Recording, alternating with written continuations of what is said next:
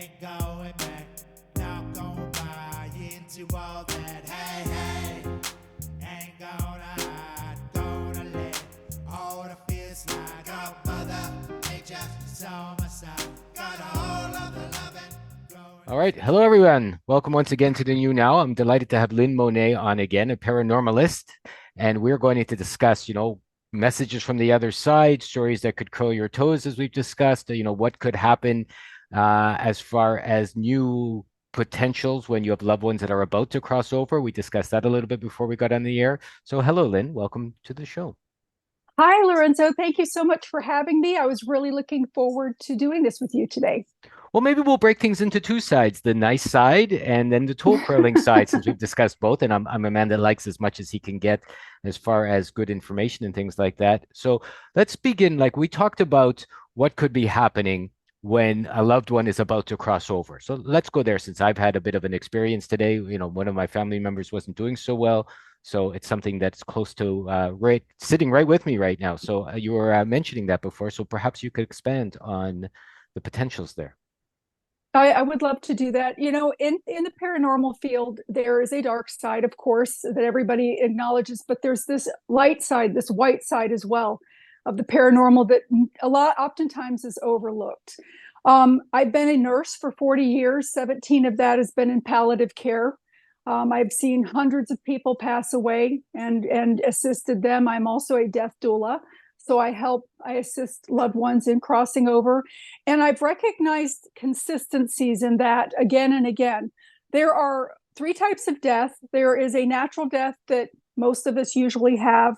There is a sudden death, which is handled differently on the other side. And there's near-death experience. And all of them are handled differently. I'll focus today on the natural death because that's the way that most of us have.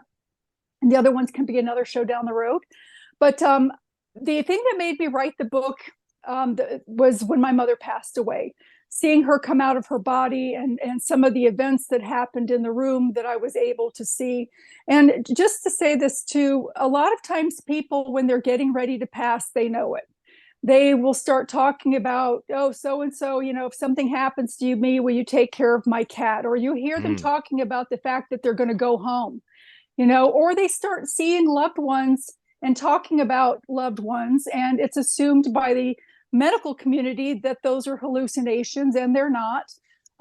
They are actually seeing loved ones coming forward, and anybody that's galactically inclined, it is all connected. There's that too on the other side, which I'll get into a little bit more. So everybody's right. You said there's not that division there. It actually comes together all together on the other side. But anyway, what do you mean by galactically connected on the other side? I'm curious. Well, if I can explain, in order to be able to blanket that, I'll tell you what happened when my mom passed away and what I saw. And this is the reason for which I say that it is all connected. My mother had cancer, and the day before she passed, she was going around the facility. She was in hospice. She was going around the facility saying goodbye to people, telling people that she was going home tomorrow. And sure enough, she did. She passed away at around 1:30 in the afternoon the next day. And she even told this one lady who had recently lost her dog like 3 days earlier that my mother would stay with the dog and watch over the dog on the other side until the woman could cross over and retrieve her dog, because yes, pets do cross over also. So you get to see your animals again too. And again, my mother did pass away at 1 something the next day. When she was in the room before she passed, I was the only one there. My brother was trying to get there and didn't make it in time. And I think that it was meant to happen that way because some of the beautiful things with the gift of second sight that I have, which means, yes, I see dead people. I was able to embrace some very beautiful things that I could share with people, hoping to bring some comfort to people that maybe have lost a loved one or maybe have been diagnosed with a terminal illness or something. And hopefully to help bring some light and some comfort with that, and to help take the stigma of death and dying away. So when I was in the room with my mother, and would you like me to tell this story? Yes, please. Okay. My mother, she was sitting in a slant. They always sit them in a slant because it makes it easier for them to breathe. And my mother the thing about people is sometimes they choose to stay embodied have the soul stay in the body until the last minute. And sometimes they'll leave early. They might even leave as much as a day early, and then the physical body's just, they're finishing. It's part of it, and the spirit's no longer in it. My mother chose to stay in until the last minute. And this was obvious because even though she could no longer verbalize and she could no longer open her eyes, she would, when people would come in the room and say something, she would move her eyebrows up and down and try to mouth words. And it was appropriate. They'd come in and they'd say, "Hi, Phyllis," and she'd to them in response. So she was still very much present in her body. And as she is in her bed, I'm on one side and I'm stroking her arm, and the opposite side of the room starts to fill up with a misting that's called ectoplasm. It is a portal. Most people would consider it like a misting. And I could see movement on the other side. And sometimes I could see like a pant leg stick out or a shoulder. And yes, they do show up in clothes. Nobody wants to greet mom naked. So, if they're coming to help you cross over, you'd be like, "Mom, please, put some clothes on, So anyway, so they do show up in clothes. They usually show up in the way that you remember them last, in a healthy way. So like, for instance, if someone has died of cancer and kind of withered away and lost a lot of weight, you're not going to remember them sickly. You're going to remember them the last healthy way that you saw them. So as I'm sitting there with my mom, I'm noticing that towards the head of her bed, the misting starts to efface, and in walks my grandmother, my mother's mother. We called her Grandma Girl. And my grandma walks over to the side of my mother's bed, and she starts stroking the inside of my mother's forearm, and she leans forward and says something in my mother's ear. And my mother starts to do the eyebrow thing and the mouthing thing in response to whatever my grandmother was saying. And just so that people understand, when a person is in that state of transition, sometimes it can start even as early as a year when they start to transition. Sometimes it's more immediate. The filters efface. The filters that children are also born without, that build up over time, they start to efface on the opposite side when they're getting ready to cross over. So this enables them to be able to hear the telepathy from the spirit realm, which is how they communicate, as well as the people in physically embodied their speech. And so my grandmother did this 3 different times. And each time my mother would respond right afterwards with the mouthing and the eyebrow movement thing. And I see this frantic wave behind my grandmother's head. And it was my beautiful sister, Robin. She had been murdered by a jealous boyfriend before stalking laws were in place. And her perfume filled the room. I could smell her perfume. She had a unique perfume that she wore back in the 80s.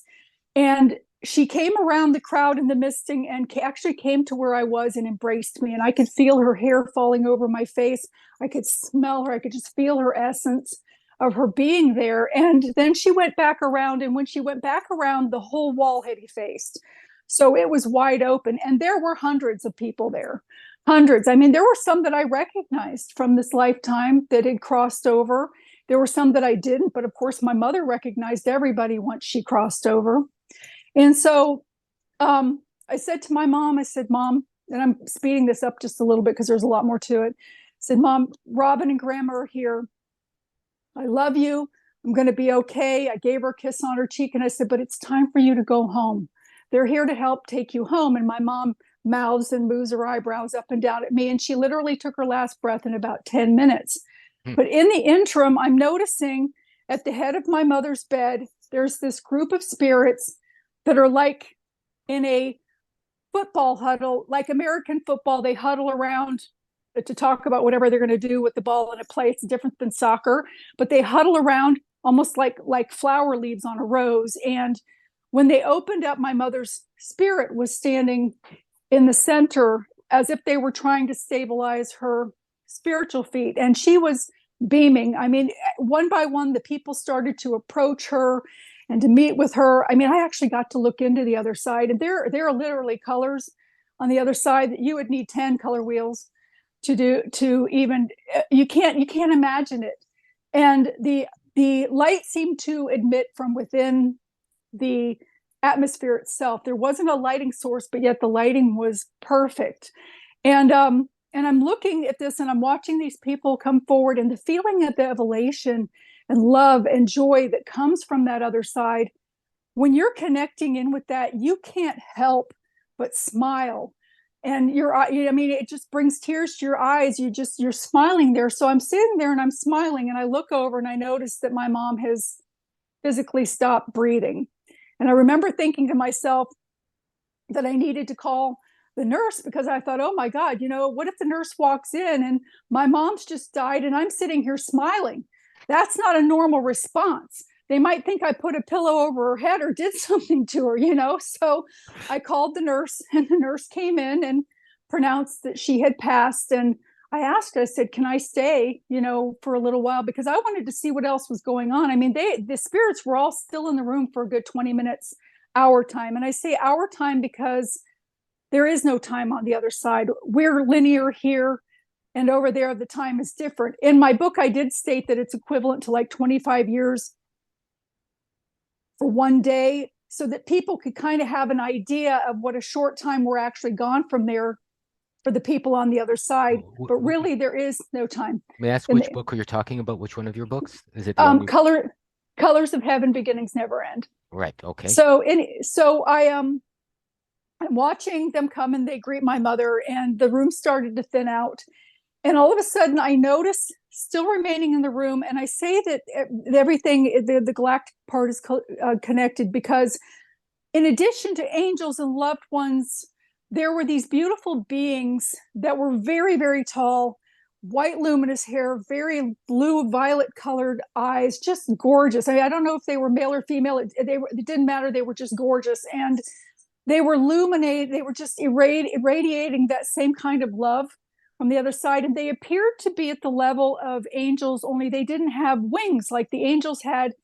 And their facial features were similar to ours, but yet a little bit different. And they seemed to be from somewhere else, not from here. And if you think about it, we are energy. And if you want to go from a scientific point of view, energy can't be created or destroyed. And when we pass away, we go back to energy state. And if you think about all of the stars that are in the sky and how many of them are sunshines for solar systems and planets similar to ours, it would be ignorant to believe that we're the only species of life out there. There's got to be life in other solar systems somewhere else. And when those beings finish their time in life, they have to have some place to go to. So energetically, these beautiful beings were there as well. And that's where I say that the galactic comes together with the spiritual, and it's all combined. And as my mother went to leave, and the way that I see spirits is that I can see them out of my peripheral vision as clearly as I can see you. I can tell you what you have on, what color eyes you have if they're close enough, what color their clothes are, how their hair is fixed.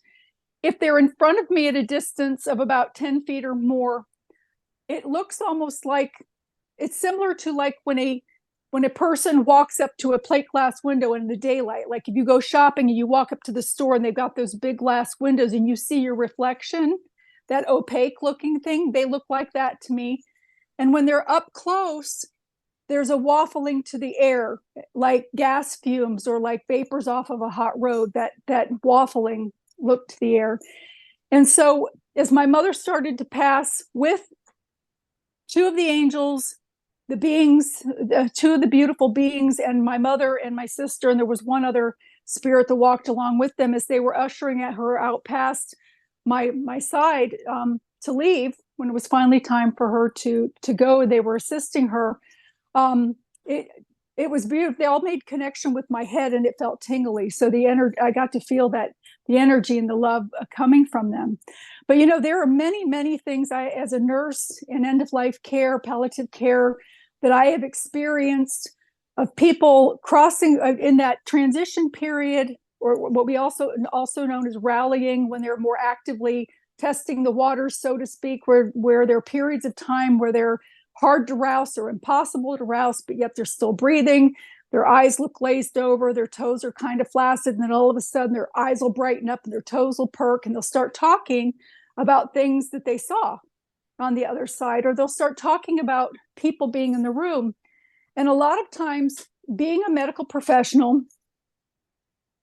you constantly come up to people that are more logical thinkers that consider what the person is seeing as hallucinations. And I had for instance, with a blind patient that I will never forget, because I mean, if she's blind, how does she hallucinate? And I'd be happy to share that with you if you'd like. Yeah. What do you mean by hallucinate? I mean, we know what we mean by hallucination. So she was blind, but she saw things. Yes. Her name was Edna. She'd been on my unit for about 2 weeks. I didn't know her that well. Got light coming in on me here, so I look striped. I didn't know her that well, but her son and daughter came to the nurse's station and they said to me, "Mom's talking to people in the room that aren't there." And I expected this because this is part of it. I've seen it happen almost every time, where they'll start doing that, or you can see the spirits in the room, or at least I can see and the person getting ready to cross can as well. So I said to them, I said, well, let me walk down the hallway with you to your mom's room and see if I can check on her, see if she needs something to make her more comfortable, adjust her bed, or see if she needs some Tylenol or something. And when we walked into the room, Edna was sitting at a slant and she was reaching up into the sky as if she was being handed something very, very delicate, like a snowflake or something. And she was very happy.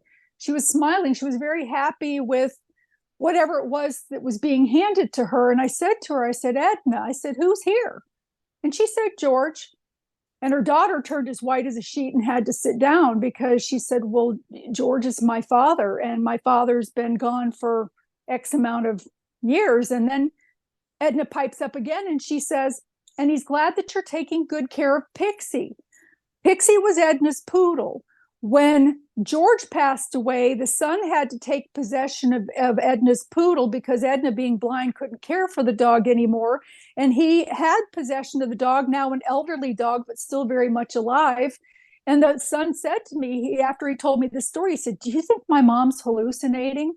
And I'm like, well, as a medical professional, I can't say, "No, your mom's not hallucinating. Your dad's spirit is probably here, getting her ready to cross over, getting her comfortable with the idea of that." So I turned it around and I said, "Well, do you think that she's hallucinating?" And he said, "Well, I don't know." And I said, "Well, do you mind if I try something?" I said, "I'm not trying to change your belief system. Being a nurse in this profession, I've seen this happen a lot. I do believe that the loved ones come in." I said, "Do you mind if I try something?" And he said, "No, go ahead." And I asked Edna, I said, "Edna, can I ask George a question?" And Edna nodded her head yes. Now, keeping in mind that she can hear the telepathy of the spirit side at this point, as well as the communication of the loved ones, the in physical body in the room. And so I said, "George, what color is your son's shirt?" And Edna said, "Yellow." He was wearing a yellow Ralph Lauren polo shirt. And George told her what color it was because she couldn't see it, being blind.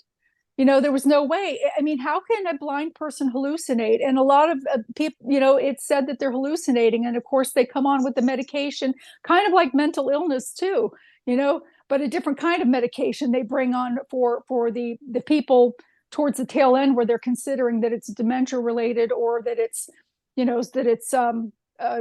just hallucinations because of oxygen deprivation or something. But how can a blind person hallucinate if they can't see anything? So Edna was close to dying at that moment. So you're saying yes. She could, so she could see her husband. But I have many, many, many, many examples of things where patients have gone, they test the waters, they do the rallying, and then they come back and they talk about things that they've seen on the other side. I also have another, for instance, of a lady. What do you mean by testing the waters? You mean they go to the other side, check it out for a little while, and then come back? They do, and then come back and kind of go back and forth. We call it, the medical term for it in the United States is called rallying, where they're in and out. And when they're out, their eyes are glazed over and their toes are flaccid, and you can't rouse them, even though they're still breathing and their heart is still beating. When they come back in, their eyes brighten up and their toes perk, and they'll start talking about things that they've seen on the other side. Right. I had a lady who was actively in that stage. And her niece was in the room. Her niece's name was April. And I was in the room helping the lady and getting her cleaned up and straightened up in bed. And she became alert. And she said to her niece, she said, when are you going to have those two little girls? I want to see those two little girls before I go home to see Jesus. And April, I'm listening to this conversation. April says to my patient, she said, well, Aunt, I can't say her name because it would be a violation, but, Auntie, I don't have any children and I can't have children. I've been trying for 25 years to have children, and now I'm in menopause. And I don't know why you'd be seeing, two little girls. It's a nice thought. And the aunt came back and she said, no, these are your two little girls, and you're holding one in each arm, and they both have blonde ringlets and chocolate brown eyes and dimples, and they look like you. And again, April came back and she said, well, I'm sorry, that would be wonderful, but I can't have children. I've never been able to have children. Well, lo and behold, April had her uncle come through my unit with a hip replacement, and then she had her father come through, who also ended up passing away in the facility. And I got to see her come in about 6 months later, and she had a baby bump. And of course, I had to come over and ask. Yeah. And this woman was like 45 years old. And I come over and I'm like, what you got in there? And she told me she had a set of identical twin girls that she was pregnant with at the time. And she said that she was very early pregnant when her aunt was passing, but she didn't know it yet. And lo and behold, because she had more relatives coming through the unit, I got to see her 2 other times. One time after the little girls were born, and they were not that old. And then another time when they were toddling, and they were adorable because they had these blonde bobbity curls, big brown eyes and dimples. And they looked just like April, just like the aunt had said. And the aunt saw them on the other side. And I've had several cases like that where children have been seen that haven't come in yet. And conversations with loved ones and messages that are brought. And the thing is that when people are in that active stage of rallying and they've come back where they're bright and or alert and oriented, and they're talking about seeing loved ones in the room, most of the time people get creeped out because there's a dead person in the room. So they run to get the nurse to shut the person up because because of their discomfort with having a dead person in the room. So what do you mean, dead person in the room? You mean the ghost? Like a ghost. Oh, right. A spirit of a loved one that the person that's actively passing is seeing, that has come in to help them make it easier for them to transition over. And the thing is that people don't realize is during that period of time when they're talking about spirits being in the room, and most of the time they're not talking about strangers, they're talking about people that the other family members know. Like Edna was talking to George, her husband, and so both of the kids knew it was their father. Sometimes they'll talk about somebody or say, who's that over there in the corner? Even they don't recognize them, but they will once they cross over, because it's somebody from some other part of their one of their lifetimes. And the thing is that people are usually in their grief, and they miss this very, very crucial time where they can actually speak to spirits on the other side themselves through the person that is transitioning. And however, it's got to be one at a time. You got to give them a chance to respond. And if the spirit that you want to speak to isn't in the room, you can ask to have them brought forward. But the thing is how many times have you heard somebody say, oh, I wish I could tell so-and-so that I love them one more time, or tell somebody that I'm sorry, or ask Uncle Bob what he did with the clock. This is your moment to do that if you can stay neutral in your emotions. When the angels come forward and the loved ones, because they radiate from a fifth dimension level, their energy is levels above ours. And so when they come in, if there's any emotion in the room, they have a tendency to exacerbate it, whether it's good or bad. So if somebody's grieving, they have a tendency to stand back a little bit. I mean, they will come forth, but a lot of times if somebody's really, really suffering, they'll make them hungry and go to the break room to get a snack, or have somebody else come in and take them aside to talk to them so that they can then come forward. They have other people come in and assist with that sort of thing. May I ask a question I'm curious about? Yes. So if they've had many lifetimes, you said someone from many lifetimes, do you think they might be talking to themselves on the other side? Like if it's your mother and, if she's had many lifetimes, would she be someone else on the other side? I'll ask a metaphysical question, The soul, the appearance of the body changes, but the soul doesn't. Right. So the soul looks the same, and we are all pieces of ourself from the other side, where there's like a collective consciousness, and we're just pieces of ourselves, and we return to ourselves, if that makes sense. It does. We also sometimes have lives that are paralleling simultaneously, going on at the same time as we're in this one, and sometimes that bleeds through a little bit as well. And from what I understand, what you do in this lifetime sometimes they'll have a rippling effect into other lifetimes. So that's a whole nother that's a whole nother rabbit hole thing that's interesting to go into. But with people that are coming close to death, dying does not hurt. As a matter of fact, a lot of times it's a relief. And the thing is too, is a lot of times people, and I always bring up this topic because everybody wants to know about suicide and do people go to hell? No. People that commit suicide do not go to hell. We are not judged on the other side. We judge ourselves.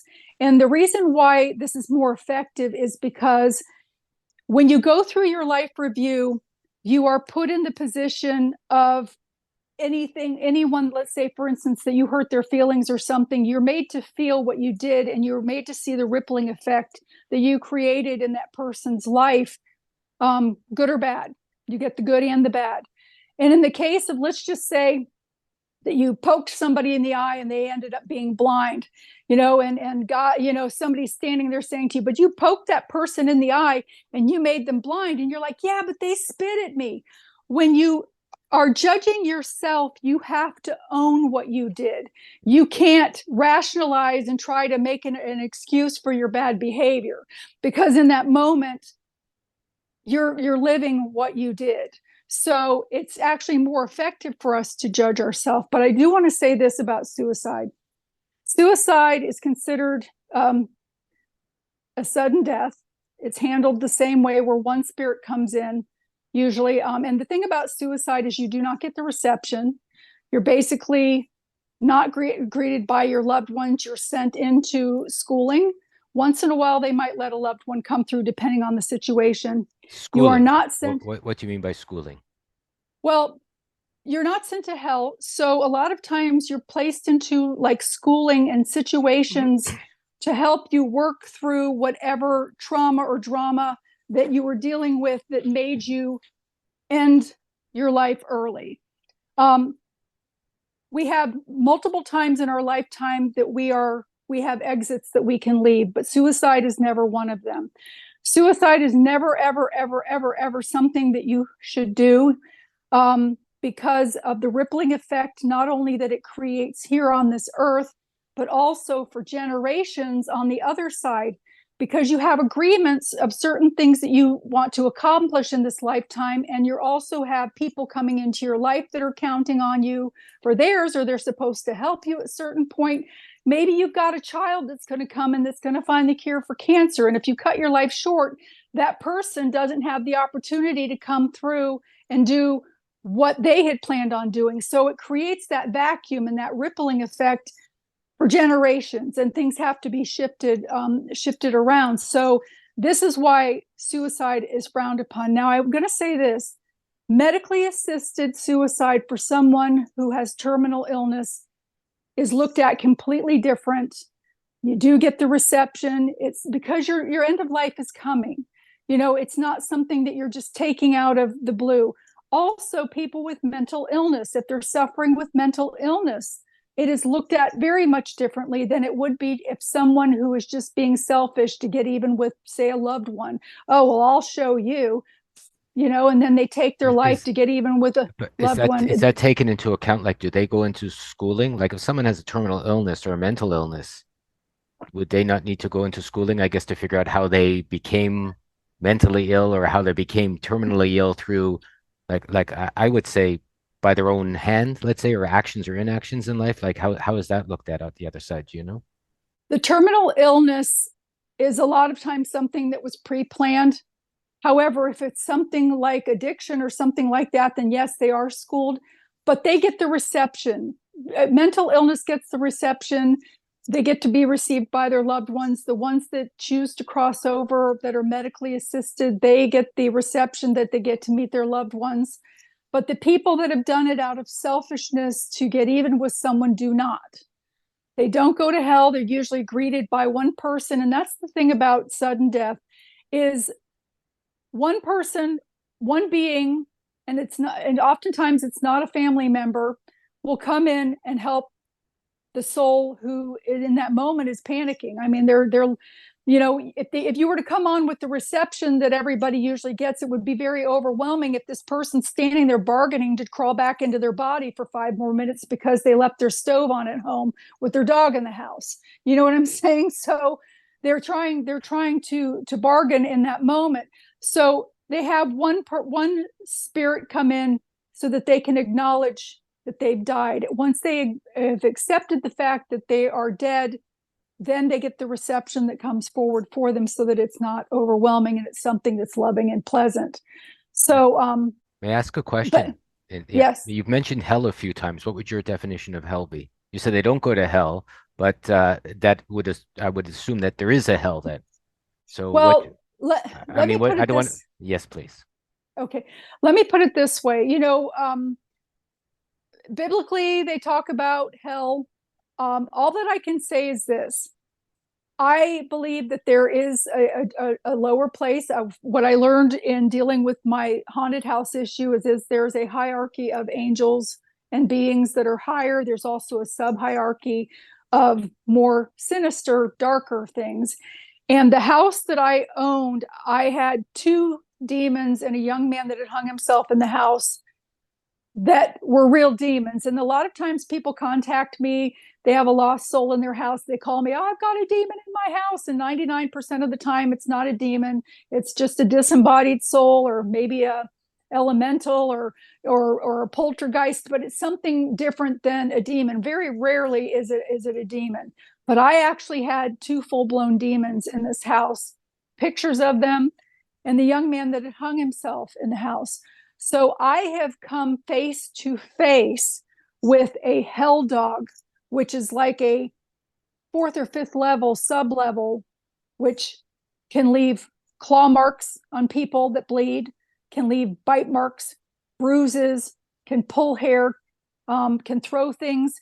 Then there was another demon that was like even with where a cherubim would be in the angels. So it was the closer to the surface that the darker beings get, the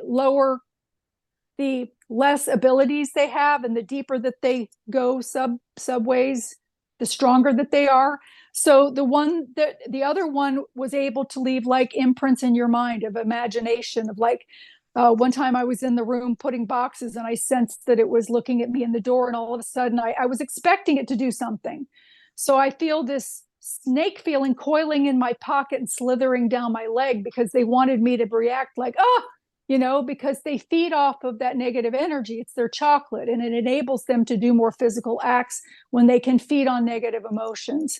So are we talking about hell here? Like is this that where we said Wade? They come from somewhere, and I've seen a hell dog. I've seen demons face to face, so I know that they do exist. Where they come from, most people call hell. I believe that they do come from somewhere, and it is below, because I've seen them. So I can't deny. Some people say that there isn't one. I think that what we have is hell on earth, because this life is so hard. When we cross over, we're seen as heroes on the other side. We actually are. And and those things are also in this realm, but they come up through, that's a whole nother story. That's omnipresent, the book Omnipresent, with that house that I purchased a house as a single mother that was so haunted, I never moved in. Never did. It was a beautiful house too.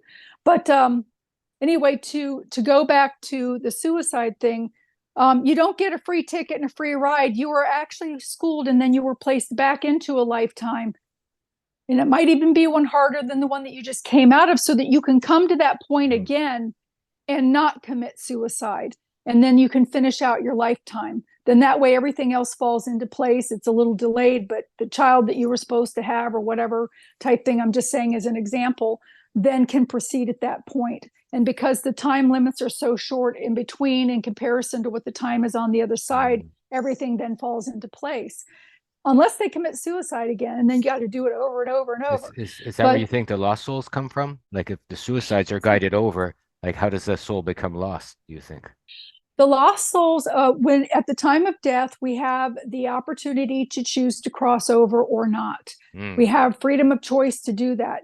A lot of times people that choose not to cross over choose for various reasons. And those are the souls that become the souls that are haunting your house and moving things around, and sometimes they get lost in the sense that sometimes when someone, let's say for instance, is caring for a pet or a loved one that's ailing, and they expect them to go first, and instead they end up going first, and they want to stay earthbound to still watch over the soul or the pet or whatever it is, the child that they were watching over. And then when that person or animal passes and leaves, then the soul gets stuck here. Whoop, did I lose you? Nope, we're still here. Okay.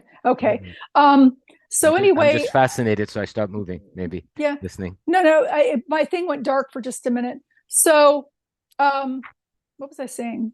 About the souls that cross over and that yes. hang out, to look after other people.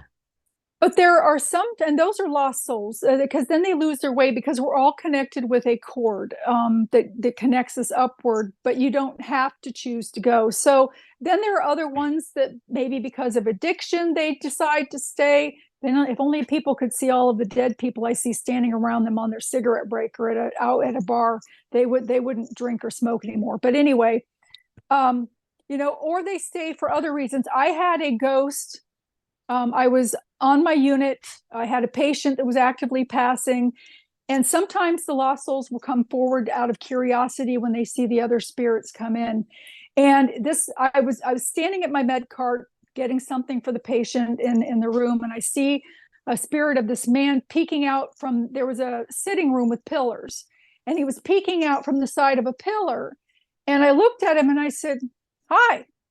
And he's kind of looking over his shoulder, because the way that he appeared in the clothes that he had on, he was like from the 18th century. He was dressed nicely. You could tell that he was upper middle class, because he was dressed nice, but not overly dressed like somebody that was upper class would be. And I said to him, I said, "No, you there, why haven't you crossed over?" And to speed it up a little bit, he finally came over by my cart. And this man, he was a handsome man. He looked to be maybe in his middle 30s. He had a very heavy Irish brogue and reddish brown colored hair. And he came over, and I said to him, I said, "Well, why haven't you, crossed over? I can help you cross over if you want me to. This lady's getting ready to pass. I can, hook you up, basically," which you don't have to do that, because they were technically there for her, but they definitely would have helped out. But I said, "I can help you cross over." And he said, "Milady, I can't cross over." And I said, "Oh, sure, of course you can." I said, "Not many people can see you." I said, "And if they did, they'd run off screaming and wetting their pants." I said, "So this is like a once in a millennial, chance, and I can help you cross over so that you don't have to be stuck here." And he said, "Milady, I can't cross over. My wife and my mistress are on the other side, and neither one knew about the other."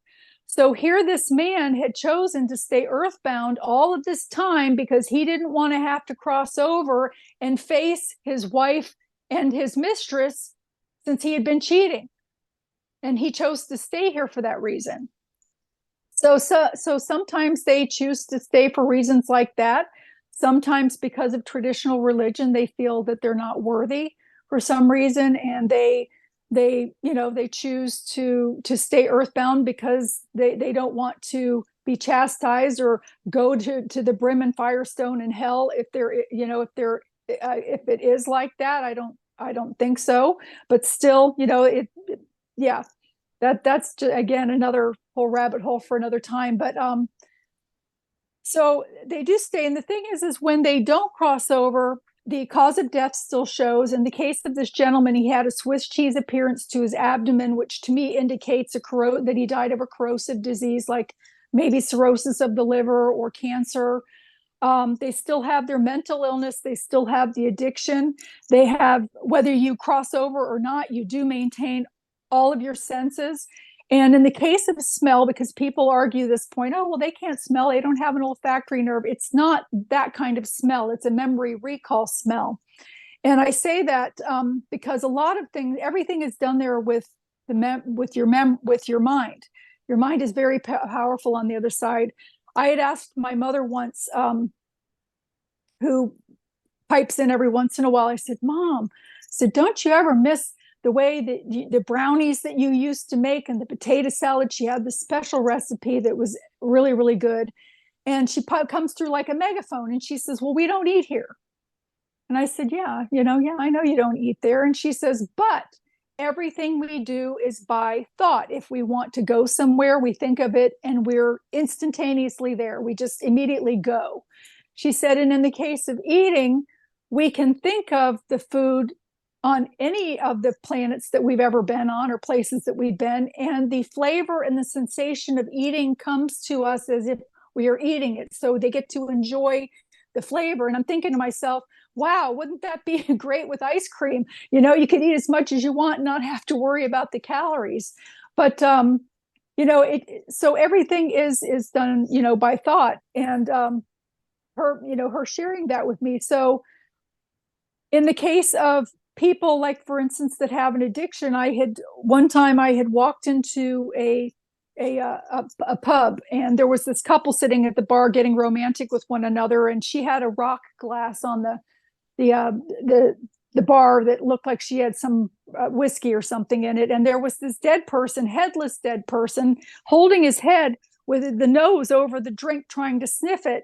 And I'm thinking to myself, my God, can't she again? And he had a little bit of an odor to him. I'm thinking, can't she smell that? And I'm like, if she only knew what was standing there with their nose over her drink, she would probably, run off screaming and never drink again. But this kind of thing happens. And not that all people with addictions don't cross over. They do get help on the other side. And all of that, once you cross over, is left behind.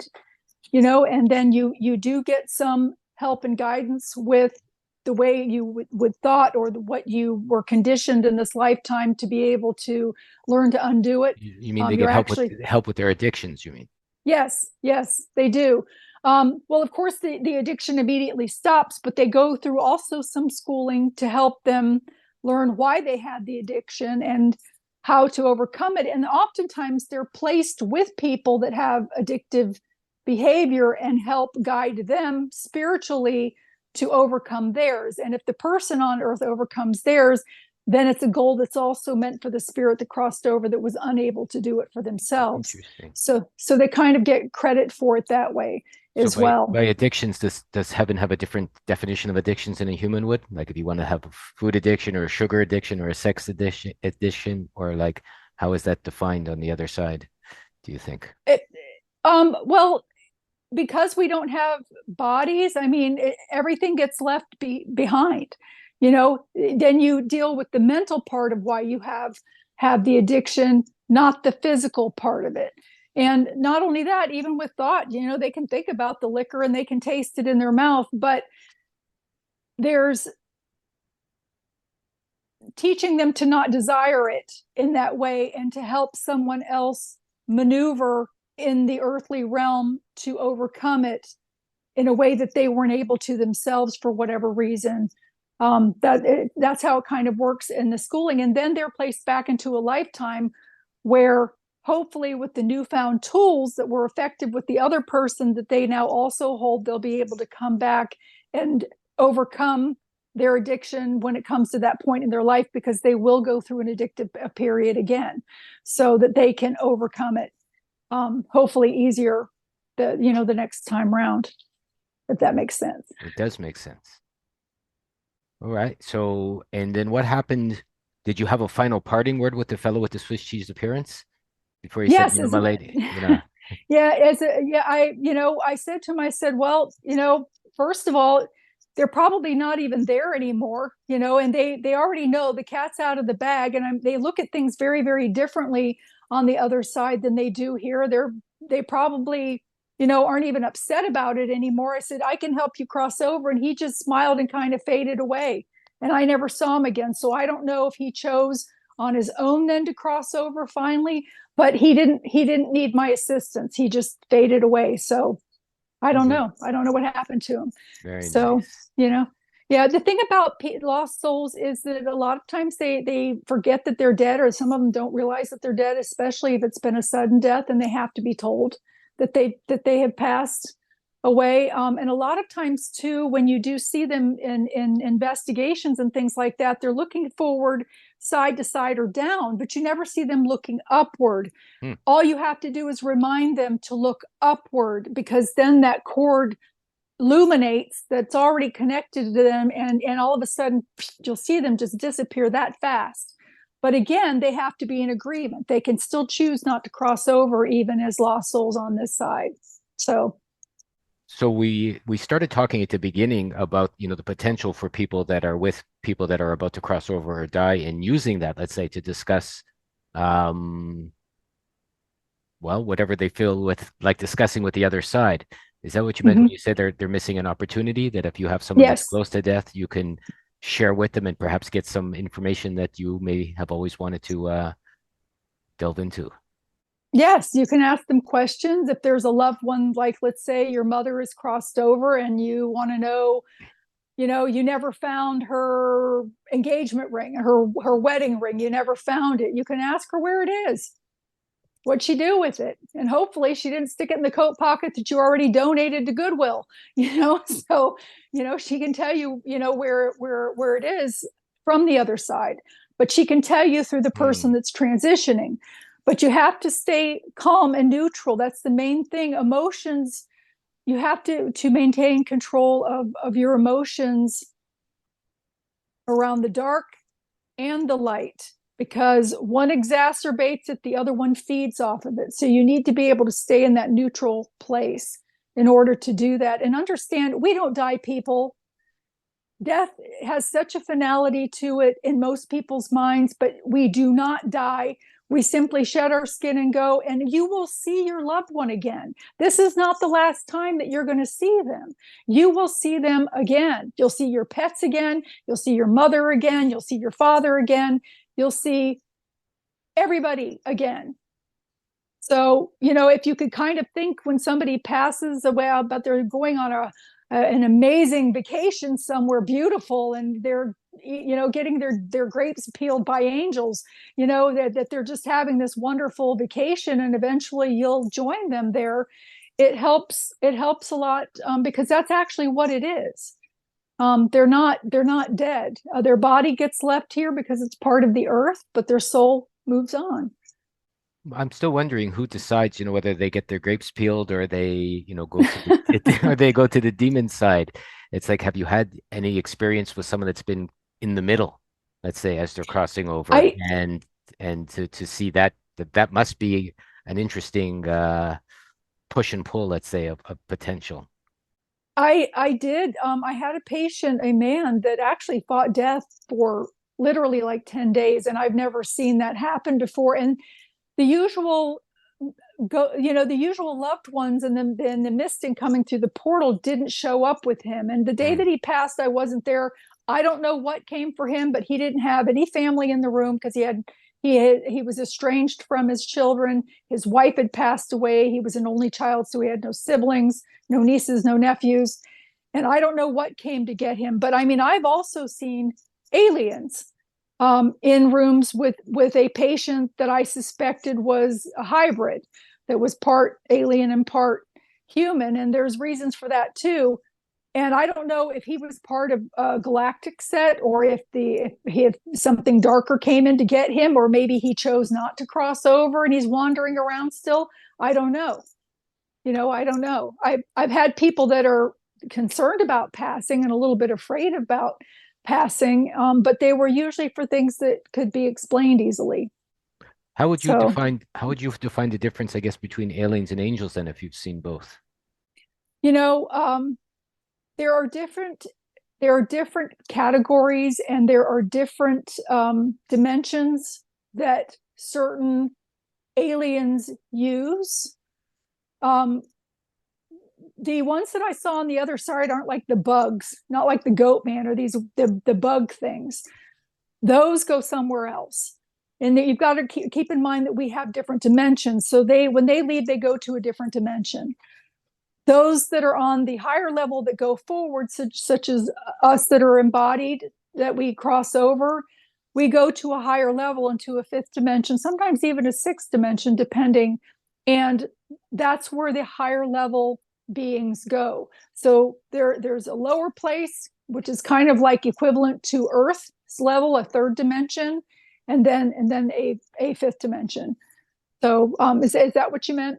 Yeah, I mean, you mentioned like angelic creatures and aliens, so I'm wondering Mm-hmm. like how we Yeah. can tell the difference when we are crossing over, because would one pose as another, or would they be tricky if they were a demon? Like, have you noticed anything of that nature of people that have pretended to be one and changed to another, during the crossover time?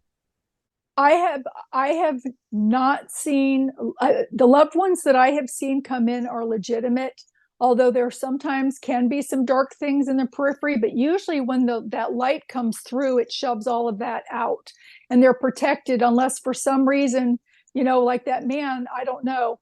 I have never seen a demon present at the time of death that is that close. They might have been in the peripheral, but not that close. Now, the lady that I saw that I suspect was part alien, she had very, very big eyes, like a wild-eyed rabbit. Here, I'm going to plug you in because I'm losing battery here. Okay, Bear with me. no I don't want to lose worries. battery. No, it's a good time to be plugged in. We're talking about aliens and hybrids. Okay. There we go. Can you still hear me okay? Yes. Okay, good. All righty. I had a patient that was at the very end of the hallway on the left. And every night she would call for her sleeping pill and her pain medicine. She wanted it at 10:30. Normally everybody wanted them at 8 o'clock because they couldn't stay awake past 8 o'clock, kind of like me. And but she was one that was a night owl and she liked staying up. So I would go down to her room at 10:30 to take her medicine. And there were several times that I walked into her room over a period of 2 years, 2 to 3 years that she was on my unit. And I would walk in and she'd be laying on her side. And these beings would be standing behind her on the opposite side of a veil in the dimension. They were camouflaging behind the veil. And looked like they were plugging things into her, like an old time telephone operator, where they'd have those boards and those pegs and they'd pull them out and plug them in somewhere else, like the party lines and things like that. They were doing that to this woman. The first time it was three of them. They were all identically sized. They looked exactly the same with this outfit thing that they had on, literally squared off at the head with a triangle, but it was over the face, so I couldn't see any eyes or nose or anything. It was almost as if they were looking through the fabric, or they were some kind of android or something that was being operated from whatever. But the thing about it is every time that I would go into the room, I would have a blood pressure cuff that was battery operated, and it would, even if I just got it fully charged off of the charger, I'd walk into the room and it would immediately die. My phone battery would drain and would be dead.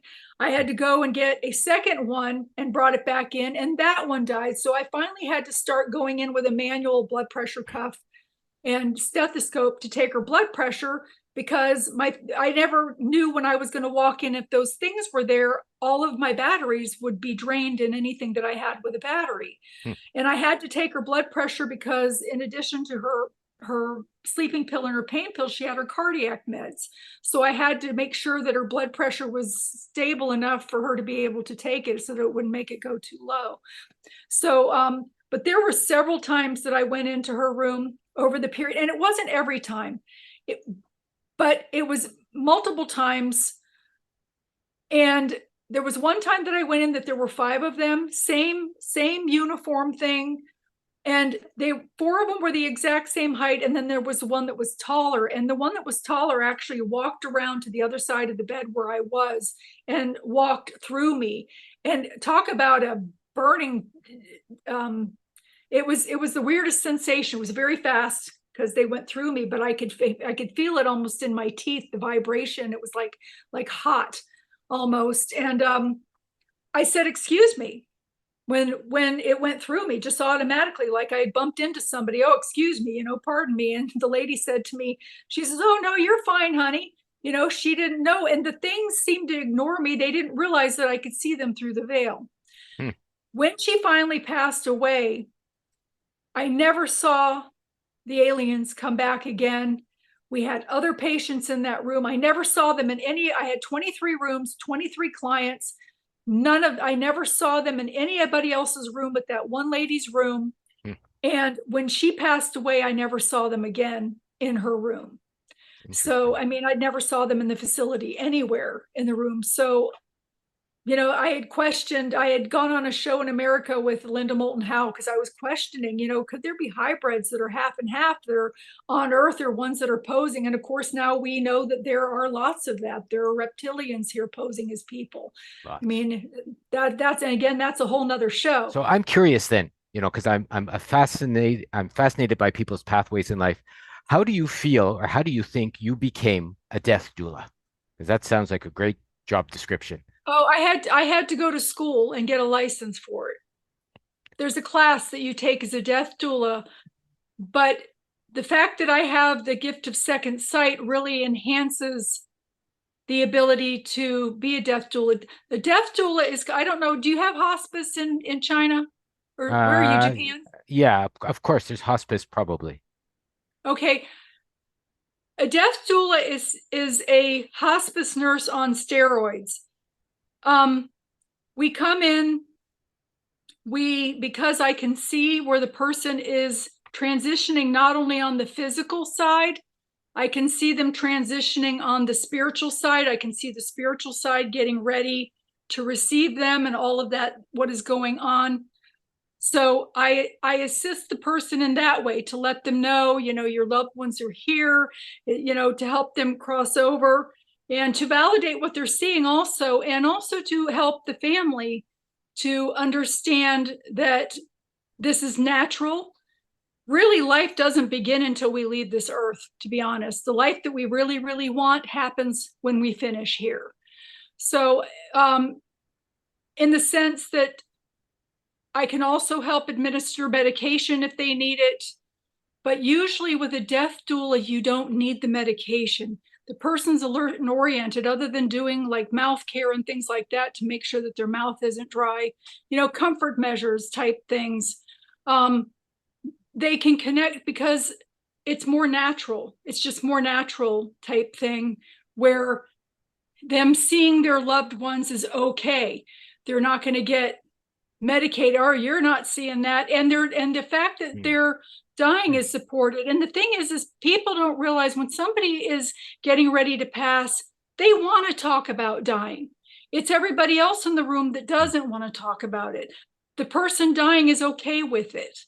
They actually want to talk about it, and come forward. And in my book, Colors of Heaven, Beginnings Never End, in all of my books, I have a self-help section in the back. And in the case of this one, it's the last chapter, and it talks about end-of-life directives. It talks about the difference between a healthcare power of attorney and power of attorney and what they mean type thing. It talks about how to set up your checking account so that it doesn't get closed down when you pass and your spouse or your significant other needs access to it. It walks you through so many, and even doing a will without an attorney, that's legal, that you can do yourself without having to get an attorney to do that. And so it gives a lot of good pointers that people don't think about. It talks about cremation, burial, places that you can go for less money, because I can promise you when people cross over, they could care less what you do with them, really, because money is all about here. I've even told my children, When my time comes, I'm okay with cremation. Do whatever you need to do that's the cheapest for you. You know what I'm saying? If hopefully I've made arrangements for myself, and I don't even want a funeral. I don't want a funeral. I just want to be gone and have them remember me as I was, not having a lot of people come and crying and being sad, because I'm happy. I'm going to have a what do they call it? Those life parties beforehand, where they can come and see me. If I'm getting close, they can come and see me before that and tell me all the wonderful things they want to tell me. And then when my time comes, then I just want to be gone. Plus, that saves my family a lot of money. Funerals are expensive, and family gets taken advantage of when they're under duress, and they're in that state of they're trusting that the funeral homes are going to lead them in the right direction for what they need. But it's a business. They're going to want to make money. So, I talk about that too. I think that things are changing that way, and that more and more people will choose to have a celebration of life and a party, a month before they're actively passing or whatever, or close to that time. And then just to, I tell my kids, save the money and go on a trip together, go rent a cabin or go on a cruise and think of me, save the money. So. Oh, it's beautiful. I was going to ask you why you became a death doula, but you pretty much just described it. I think it's amazing. I've never seen or come across anyone quite like you before, Lynn, that, sees the beauty in crossing back to the other side. And I recall there used to be some sort of a tribe, I forget which one, that would, cry when someone was born and celebrate when someone died. It used to be the opposite for them, when they realized this was, the challenging life, and the other one was where you were going to go to enjoy more of what's potential in your energetic soul, let's say. So I think it's very beautiful that you've chosen this vocation. And I guess you've had to live, though, with the other side as well. We haven't touched too much on the toe curling experiences. Maybe maybe we'll get into those in a different chat, so we can go deep. But, that would be great, because that actually kind of started the whole thing too. So, yeah, that's a whole nother story. Well, how did you, or why, like, how do you feel now in your life? Let's say you're coming to the end. I remember last time we chatted, you said you're semi-retired as a nurse, or you're going to retire as a nurse, and you're segueing in. Are you going to be what would you call your next vocation then? Do you have to be licensed to be a death doula, or Yes, I have actually backed away completely from nursing. I'm officially retired. Oh, congratulations. But I still am going to be a death doula. I'm also going to be taking classes to do the MACE technique for people that are suffering post-traumatic stress and that sort of thing. I've had Jerry asked if he could do it on me, and I'm like, well, sure. We've all got our baggage, and he did it on me, and it does work. And I thought, as an older person, with my ability to see attachments combined with that, I think that I could really, really help people, because sometimes you can heal the inside, but if you've still got the attachments, that can still create problems. That can be another issue. But if you can have somebody take the attachments off and then treat the stamps, what I call stamps, or traumatic experiences that sometimes people even have in utero that they don't realize that they've had, a single mother struggling with money, talking about money all the time, will stamp the child in her uterus, and the child will come out being somebody that has problems managing their money. That happens every time. So, it just, there are different things, but I still want to work. I'm retired in the sense that I'm not working for a facility anymore. I want to work for myself and go and help people as a death doula, to be there to support the family, to keep things more natural, to be supportive of the spirits coming in, as well as the physically embodied people and their acceptance of them, so that they have a beautiful experience with the passing. So, and I mean, I've seen so many beautiful things helping people that way, where I've actually gotten the family together, even around the bed, connecting with one another, leaving a ring. And just loving the person and letting the person leave through that hole in that circle of that big hug of their family, and they leave. And when you give them permission to go, they usually leave pretty quick unless they're waiting for something. So yeah, if there's a loving situation and you're like, we are okay and it's time for you to go, they will leave It's and beautiful. they'll go. So Helping people leave with love. This could even be, the subtopic of our conversation here. Well, Lynn, perhaps we've came to a natural conclusion in this particular chat. Is there anything you'd like to leave our viewers with? I would definitely encourage them to check your book out, Beginnings Never End, and, the omnipresent one, and, to get in touch with you if they have need of services such as yours, because it does sound like, too many people cross over, screaming and in fear. So to give them a loving leg up can only, in my opinion, help them. yeah, I can be reached at www.lynnmonet.com. That's www.lynnmonet.com, like the painter. I have currently 4 books out. I've got a 5th one coming out. The Omnipresent books are going to end up being a 5-book series. Omnipresent is out. Omnipresent, What Happened Next.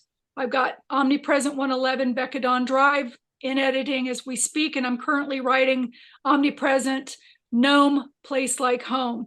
So in that also, I have The Colors of Heaven, Beginnings Never End, which is the book that we've talked about today, about the act of death and dying and the beauty of it. And hopefully, as I said, will bring comfort to people. The book is 5-star rated. It's getting excellent reviews.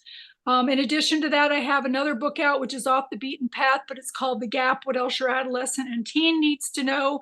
And it's a book that's very straightforward. It's not candy coated. I recommend that parents read it first to make sure that it's appropriate for their child, but it talks about everything from how to clean a refrigerator to what to do if a condom breaks.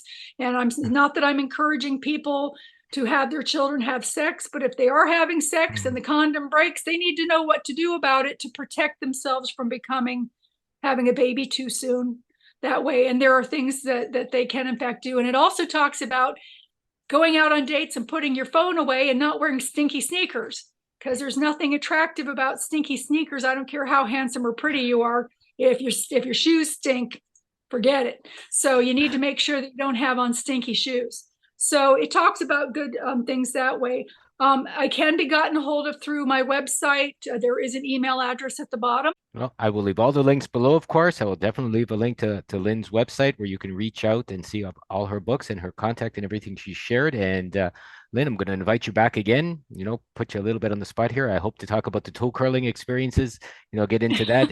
I'm curious about it, but I figured as we were talking and going into the loving aspects of crossing over in this one, maybe we'll keep that feeling for this particular chat for people. But it's been my pleasure to be on here with you. Thank you so much for having me, and I really look forward to coming back. Yeah, so to those of us who are new, like and subscribe. Look forward to my chat with Nathaniel, and I'll do a third one with Lynn down the road as we can both figure out our time together. And, I appreciate everyone being here, and thank you so much. Lynn, once again, it's been a pleasure. Thank you so much. Goodbye, everybody. Thank you. Can't make me lie to my heart. No one tells me where I should start. Freedom